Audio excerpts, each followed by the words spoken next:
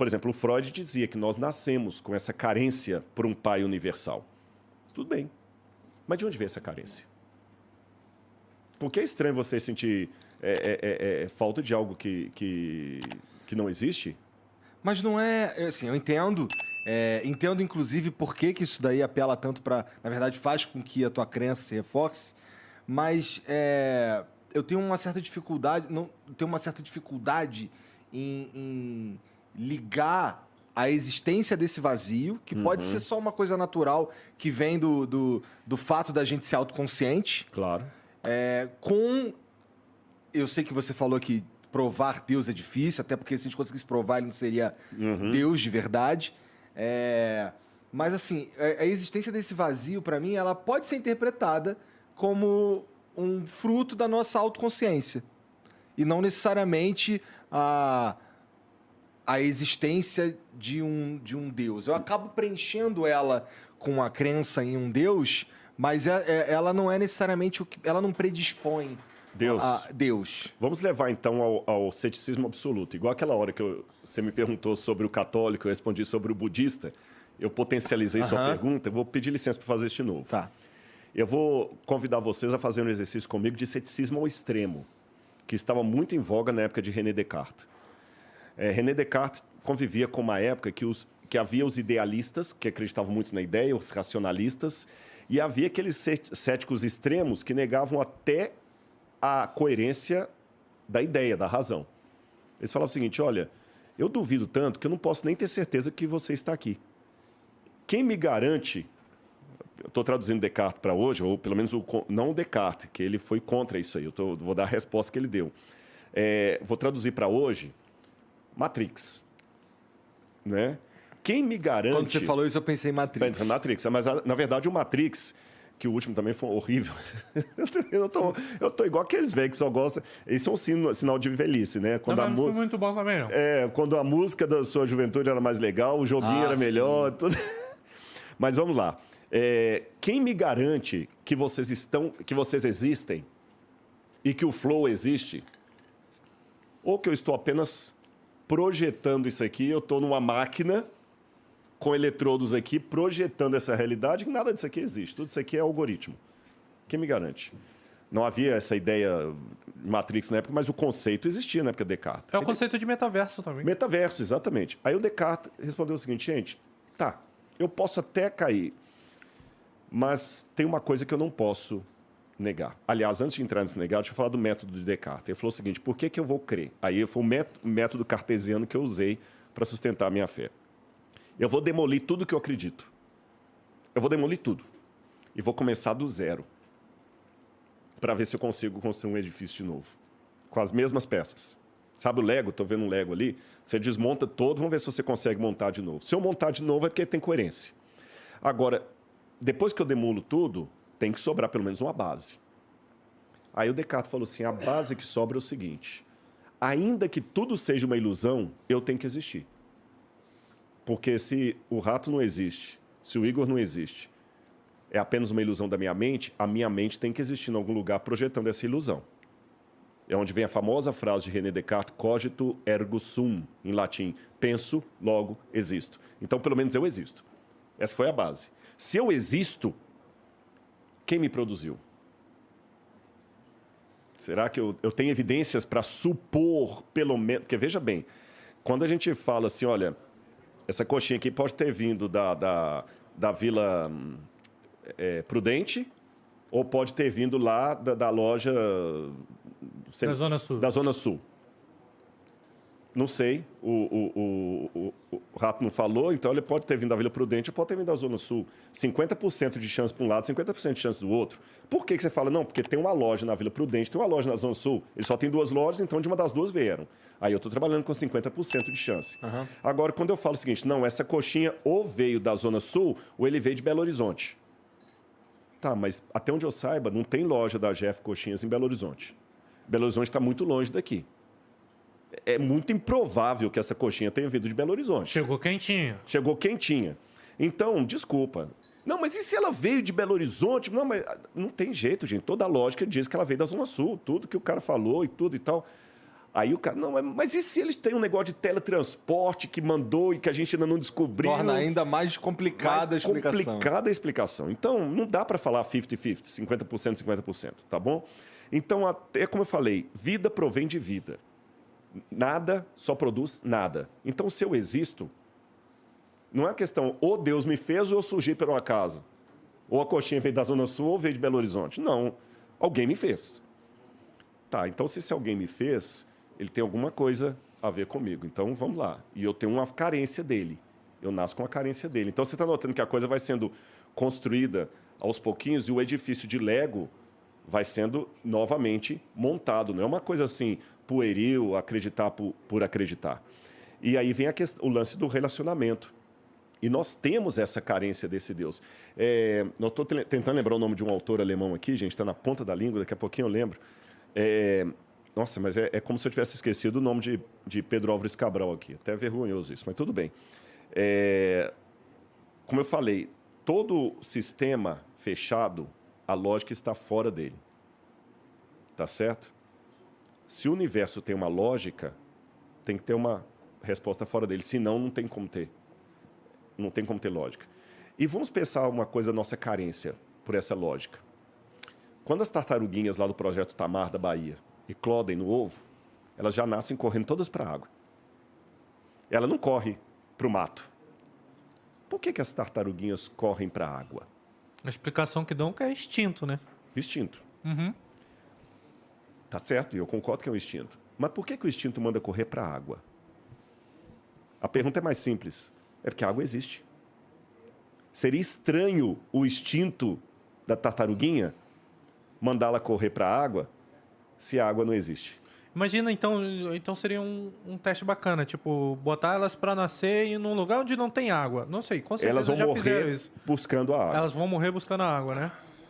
Então, da mesma maneira que o instinto da tartaruga mostra a existência da água, mesmo que ela esteja no deserto, ela vai sair procurando a água, o nosso instinto manda buscar o transcendente.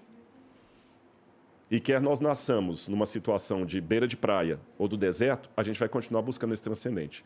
E quando não achar esse transcendente por qualquer questão biográfica, a gente vai tentar substituir esse transcendente com outra coisa. Aí que venha o tédio do possuir lá do Schopenhauer. É o camarada que ele teve fama, ele teve dinheiro, ele teve tudo, mas tem um vazio muito grande. E eu tenho certeza que nessa banca aqui, sem querer julgar ninguém, vocês já entrevistaram muitas pessoas que contaram, pô, cara, eu cheguei no ápice da glória, tinha milhões de fãs, pessoal, mulher e tudo, bebida, e um vazio tremendo. Eu entrava no apartamento lá, eu tinha que matar de bebida e droga e tudo mais, porque eu não aguentava suportar o dia. Aí eu ia lá para frente da TV, coisa e fazia no canal tal, fazia tal coisa. Um vazio tremendo, porque não dá para encher o vazio com forma de Deus com outra coisa que não seja Deus. Agora, a boa notícia que eu dou para todo mundo é que assim como existe um vazio com forma de Deus no meu coração, existe um vazio com forma de Rodrigo no coração de Deus. Ele me deseja. Ele me quer. Se eu deixar, ele não vai me obrigar. Ele não obriga. Ué, sem você, sem todo mundo que acredita nele, ele deixa de existir, né? Ele deixa, mas não daquele jeito também, como na mitologia grega, que os deuses precisavam da adoração das pessoas para continuar existindo. Mas ele deixa com muita tristeza. Como também, você tem sua filha, que você falou da outra vez, né? Se ela não te quiser mais como pai, ela te odiar... Eu não sou mais pai dela. Você não é mais pai dela. Você deixa de existir emocionalmente para ela. Mas você está aqui chorando e ainda tentando. Filha, papai está aqui. Mas então, tipo, você fala que Jesus Cristo vai voltar, beleza. Uhum.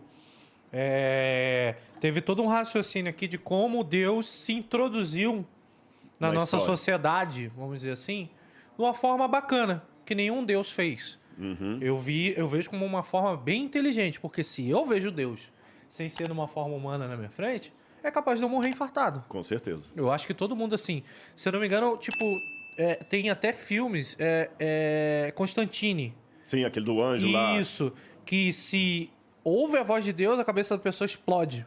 Por quê? Porque é algo inexplicável. É algo que realmente é poderoso. Mas, seguindo esse raciocínio, quando Jesus Cristo veio, há mais de 2000 anos atrás, foi porque a gente realmente precisava Foi. de Jesus Cristo? Será que a gente estava chegando num momento onde ia dar merda e Deus chegou e falou, tenho que aparecer. E apareceu como Jesus Cristo. Você fala que Cristo vai retornar. Existe com certeza no Apocalipse ou No Evangelho lá que no falei. Evangelho quando isso vai datar. Mas será que é agora? Essa é a pergunta. Será que estamos chegando? Eu acredito que sim. E vou dizer mais. Eu acredito que sim nesse sentido. Quando eu dei aquele exemplo do Evangelho lá, que eu falei, guerra sempre teve, fome sempre teve, tem uma expressão que Jesus falou o seguinte, quando virem algumas coisas, serão como dores, como as dores, princípio das dores. A expressão no grego, princípio das dores, são dores de parto. Analogia que Paulo também vai fazer, dores de parto. Quando a mulher vai ganhar neném, ela primeiro começa a ter contração. Uhum. E o que acontece? Você que é pai, você acompanhou sua mulher, a contração ela vai cada vez diminuindo o intervalo e aumentando a intensidade. Então, o que Jesus quis dizer é que até a volta dele, algumas coisas iriam diminuir os intervalos e aumentar a intensidade. Realmente, um terremoto que acontece hoje mata muito mais pessoas e afeta muito mais o mundo do que um terremoto que aconteceu no ano 3 a.C. Aham. Né? Porque o mundo era menos povoado, então a gente está vendo isso.